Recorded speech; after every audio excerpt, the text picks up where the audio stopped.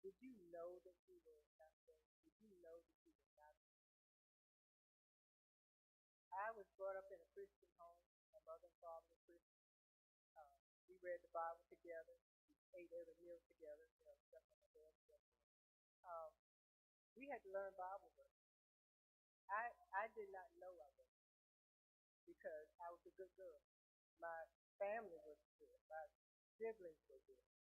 I don't think any of us really realized that we were sinners. Just because you're not a bank robber or something, but we were sinners.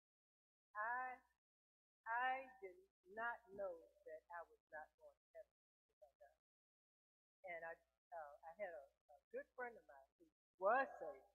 She wasn't brought up in church at all. They didn't go to church, but she got saved at some point in her life, way before I did. She told me, she said, you're going to be the nicest person in hell. And I was insulted because how dare she tell me that. But but um, our family used to listen to Oliver B. Green. I don't know if that's what I was trying to remember that day. Well, he preached on salvation every every sermon. He came on like at 5 o'clock in the morning. That our radio would come on automatically, even way back then, uh, and we listened to him. I noticed every sermon was about salvation, but still, I didn't grasp that. I still didn't know. I think I didn't know because we listened to him. We were good. We didn't get too many dying killings at home or nothing like that.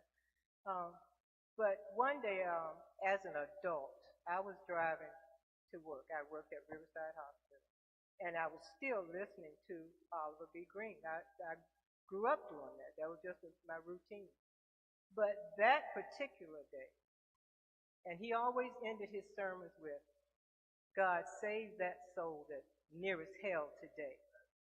That day when I listened to it, and he said that, something happened to me. I was like, oh Lord, it's me. I'm the one. I asked God right then to save me and to forgive me of my sin. Um, up until, sometimes when you get saved, things start happening to you. I guess the devil is after you or something like that. But it seemed like I started having problems after that. So our theme is hope, and hope and faith have a lot to do with each other. I think you learn how to have faith in God by trouble coming in your life. Because uh, I got fired from Riverside Hospital. I know y'all don't believe that because I'm such a sweet person and all, but I got fired, no fault of my own. My supervisor told one of the biggest fibs on me that she could tell because I had bought a house. And they were trying to buy a house, but their credit kept, you know. When she found out that I was buying a house, the next day she wrote me up that I was not doing my job, I wasn't producing as I should. And I'm wondering, the head of nursing service knew me, knew that I worked overtime, knew that I was always there, but he took her side, and so I got fired. Okay, I stayed out of work for 3 years. I didn't lose my house. That helped me to, that trouble makes you or helps you have faith in God. And your hope is in God. My hope was in my parents at first, but when these things started happening to me, I started having faith in God because after 3 years, my home went into foreclosure, and somehow or another, my sister would send me money. I didn't tell anybody how I got fired from Riverside. I didn't tell anybody I was fired. My mother knew. But sometime, all of a sudden, I was getting a check from my sister and then my brother. It was just enough to pay the back payments that I owed on the house. My supervisor's goal was for me to lose that house, but I didn't lose it. God didn't let me. The next thing that happened to me, I was in a bad car accident. I should have died. I wasn't driving, but I was in the car with a girlfriend of mine. We would take turns, driving each other wherever we had to go because, you know, money was scarce. But we were in a Pinto, and at that time, if you got hit in the back and you were in a Pinto, it would catch fire. We saw an accident way before all these things happened to me. Um, some nurses in a car got hit going to work. They got hit in the back. The car blew up. They all died. When that basic work truck hit the car that we were in, we didn't die, but the car flipped over and over and over, and we ended up on the ground upright in Maryland's Museum area. And when the policeman came over to me, the driver got knocked out. Nothing happened to me. I was just screaming to heaven. I was screaming my head off. And the police came over and said, well, lady, it's a good thing you had your seatbelt on. I said, I didn't have on any seatbelt. She had the seatbelt on. She got trapped in the car. I said, I didn't have on seatbelt. He said, oh, yeah, you must have. You would have got thrown from the car if you didn't have your seatbelt on. I said, I did not have on seatbelt. And the driver didn't die either. She just got knocked out. But that helped me, too, to have faith in God. He was watching over me. The only thought that came in my mind as that car was flipping over and over and over was, oh, Lord, they're going to have to tell my daughter that her mother is dead.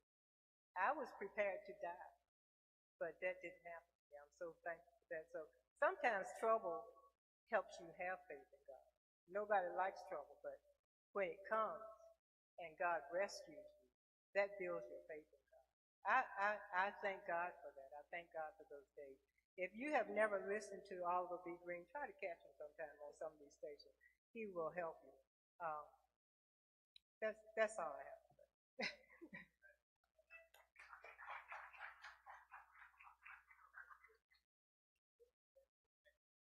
Thank you, Ms. Carolyn. Thank you so much. And now we have several young people that are going to come. We have some wonderful young people. And this young lady, she's very special. Her name is Imani Nelson. And she first came to Hampton Roads probably on the van when Brother Milton picked up the first family that Brother Milton picked up on the van route back in, 2000, whatever time it was, 2007, 6, whenever it came. And she's been here since she was like 3-4-year-old little girl. And she's a young adult now. So Imani Nelson's going to come. I love her. Thank God for it. And it's the grace of God that she's here. Thank God for her family. Imani, you come. She's going to share her testimony.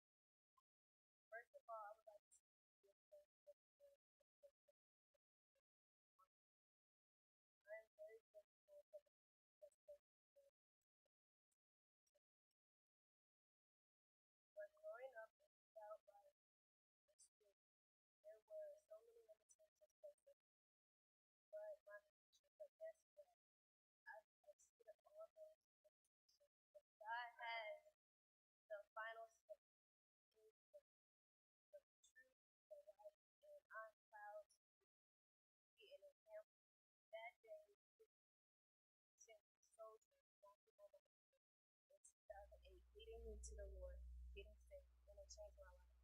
And it brought me here to Montgomery in the Baptist Church, where me and my siblings were able to grow spiritually and find another family with God. I thank you all for the roles you played in my life.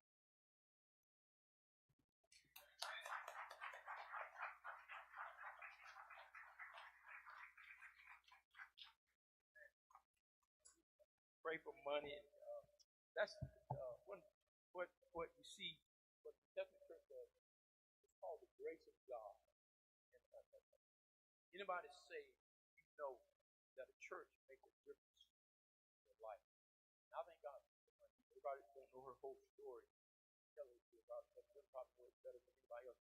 But we thank God for her being God, that she's able to be here with that sweet spirit. Thank God for her. Thank you. Money. And now we got a young man. He's a special young man. I love him. I thank God for him. His name is Vincent. I have my second old son is named Vincent, so I can easily remember his name. And so he's going to come. He's our pianist. And now, of course, my second oldest son, Ben, he was our pianist. And so with Ben left, Brother Ben came, transitioned in, he just took over. So, Brother Ben, you come share a testimony of what God is doing in your life. I certainly appreciate this young man. He's a fine young man. God's going to use him great. Good morning again, everyone. My name is Ben from Washington. My family and I moved here from Delaware. I was baptized sometime after going to baptism by accident. My family and thank God. Though I mess up the time I'm playing, very encouraging.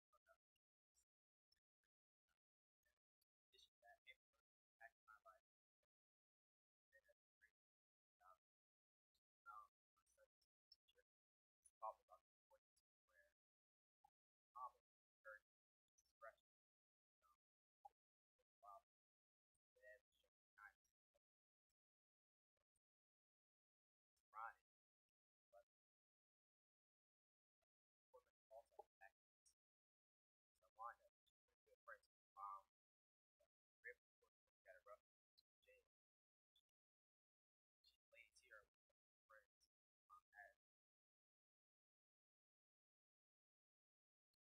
As though I spoke lightly on subject, but they died all the time.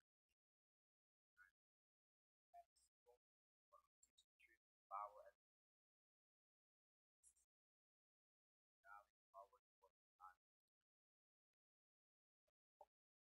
Last thing I want to say, it really impacts my life because they're serving God, not saved.